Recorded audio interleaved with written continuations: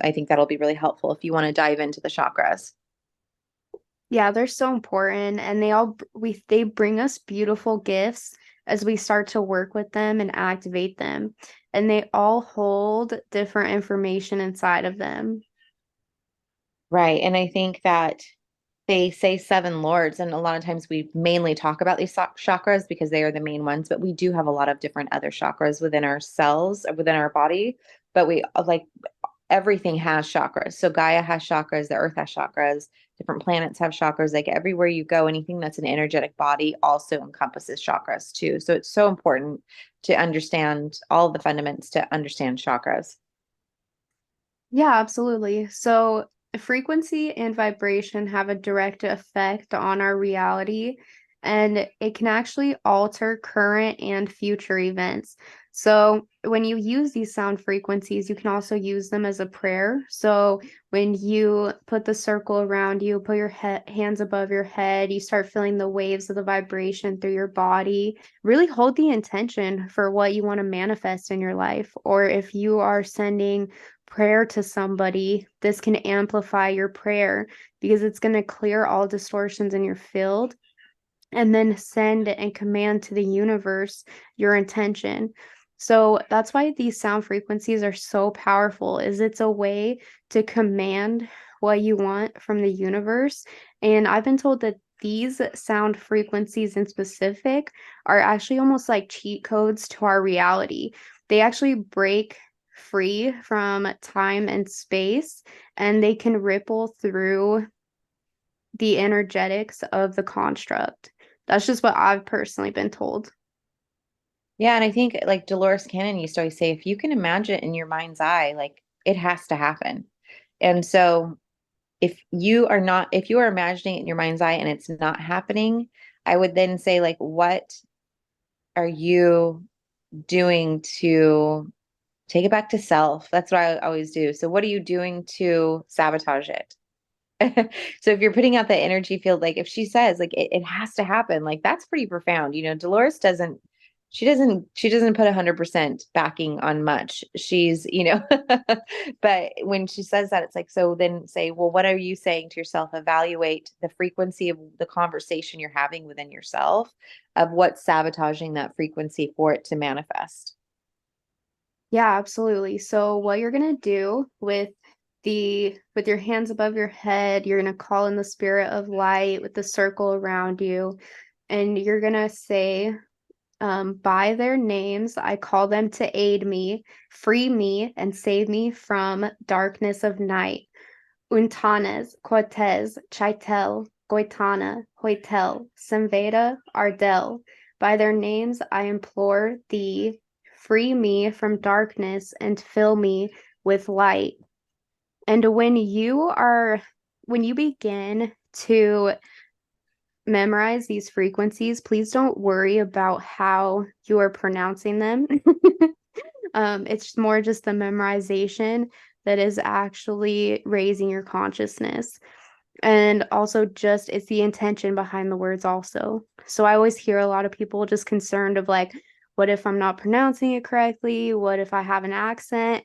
And you don't have to worry about those things. It's really the intention and just the knowledge and wisdom that these bring you. And as long as you are trying to pronounce it as close as you possibly can, it will also get better with time. I used to not be able to pronounce these at all. Yeah, and these aren't really names. These are frequencies aligned to the chakras. And so they are very powerful in the fact that they're tuned the way the gematria, if you look into that, are tuned to the chakras. That's helping them, come to balance. So I imagine like the crystal bowls and how there's the vibration, like something about these words vibrates to align the chakras. And you can use them, on yourself. And then if others are come to you, this is a simple thing that you can do to help them, to free the powers that prohibit, attainment of knowledge through higher frequencies. So this is just taking the bondage off of those lower frequency things that may be attached and allowing then the freedom to access the things through space time. Yeah, so at the beginning, when Carrie and I said that we're going to make a meditation on these frequencies, these are the frequencies that we were talking about, where we will help you create your intention, we'll help you repeat them right after us, and then you can begin to memorize them. Because sometimes you do have to hear people say it over and over so that you can pronounce it correctly.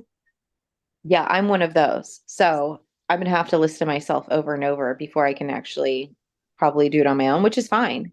But repetition is the way for me, and hearing others, that's just, different types of learners. But you can use these to clear distortions from your body, which is really, really cool. And to be just a clear channel, a clean channel. Because I mean, it's even when channeling information, when Ceirra and I do, if we're off or we have distortions kind of going on with us, it affects the channeling, and that's just a natural, so if you want to connect with your higher self and you want to connect with the frequencies of all, then the best thing to do is try to clear the distortions as much as possible. Yeah, absolutely. So after the frequencies, then we really start getting into cymatics and how matter is directly affected by sound frequency. And the way that I see cymatics personally is I see it as the sacred geometry of sound. And it's just so beautiful because we go on to talk about Mozart, and it really shows that like we really are just living in a symphony. Oh my gosh, this is like one of my favorite subjects because I absolutely love this. And yeah, it talks about Mozart. I believe it's like K488. They did this study and they had the people with epilepsy, and they played Mozart in like 10 times a day, I guess, maybe 10 minutes apart. I don't know. I'm just, for story's sake, that's what I'm saying. And they noticed immediately that they decreased their seizures. Like they went from having all day seizures to maybe 1 to 2 a day. And when they stopped playing the Mozart and they stopped providing that information, the music, that the seizures then came back. And it just goes to show on such a beautiful level of how our cells and everything is controlled by frequency. And the cymatics, are how frequencies create what we perceive as matter. And they used to have the African tribes, the indigenous tribes, they used drums in the past to in their ceremonies to they place the sand on the drums and the skin of the drums, and the music would depict the divine future of events, which I think was so like phenomenal. We're looking for all these external sources, and here we can just use music and frequency to understand the harmony of the future of events. Yeah, so this is a chapter that I really urge you to read because Billy Carson also does such a great job going into what cymatics is and the different people that have influenced cymatics and the science behind cymatics over and over throughout our history, throughout the last 1,000 years. Right. And they've explored it through like one of my favorites was, and I'm actually going to make one of the eidophones from Margaret Watts Hughes, her experiments, and how she would speak into the tube and it would create these patterns that replicated nature. She called those crispations. And it's just, I mean, I can go on and on about these, between the chapel and how of the Knights Templar, the Rosalind Chapel, sorry. And he found out it was Thomas J. Mitchell found out there was 215 rectangular cubes painted on the wall. And he found out those represented musical notes, and that later on his son was able to compose the music. And it's like they're showing us there's signs all around, and it all just if you break it down, it's just like everything. What Tesla say? Everything is sound and frequency. Am I saying it wrong? Maybe I am. I don't know. But just how it all makes sense. It all ties together. Yeah, so do you want to talk about John Stewart Reed and then I'll talk about the Anunnaki? Yeah. So John Stewart Reed, he was at the King Chamber of the Great Pyramid, which we all know Thoth was a part of. And he has photos of the cymatics formed on, it's like a PVC that was stretched over the granite sarcophagus. And what he was studying was the frequency of the granite. It was a resonant study. And when he what he found out was that PVC with the sand or the he was using on top, it was actually making the images of the hieroglyphs that were posted within the pyramid. So when you look at the imageries, and they've told us this before in channelings about how they use symbols to relay whole worlds of information, now this actually makes sense on a bigger level about how cymatics and sound and frequency are interchanged. That's the coolest thing ever. I know. I know. I'm like, I can just study this stuff all day long. And for me, why that's so profound for me is because I speak light language and some people light codes. And for me, this entire chapter is just, it's not that I need confirmation, but it's just such a beautiful way to affirm my power and to affirm the amount of healing that can take place through light language. Absolutely. It's beautiful. So then, one of my other favorite parts of this tablet was Billy Carson talks about the Anunnaki secrets of levitation or anti-gravity using magnetic field generators, field amplifiers, cymatic frequency generators. And I this was another part of the book where I just started laughing because I was like, of course, Billy Carson knows exactly the kind of technology they used.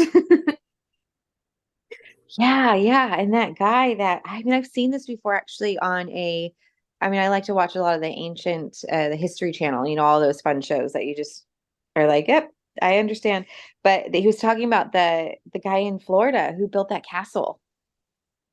Yeah, Edward Leedskinen. It's- Yeah, so he built a coral castle and people would see him with a whistle and all of a sudden he just had this giant castle in his backyard. And he said that he figured out how they built the Egyptian pyramids through sound frequency. So people would say that they would hear him like whistling, and he had this device where he would whistle to change the vibration of the coral rocks that he was picking up. It was just like a regular pulley system that he used by himself. But since he could whistle and he could change the vibration of matter, usually using cymatic frequency, he was able to build his own castle out of coral. I mean, these were big boulders. Like if you go, people tour it now. And the guy was not even 5 feet, I don't think. I think he was like 4 foot 11. Yeah, he was little. And he worked at night. Like he didn't want people, like there was some stuff going on. If he was working at night only, he was either had insomnia or he didn't want people seeing what he had. Yeah, exactly. And it's cool because Billy Carson also shows the different hieroglyphs from Egypt where they show the Anunnaki with a whistle using the sound frequency and cymatics to lift the stone that built the Great Pyramids.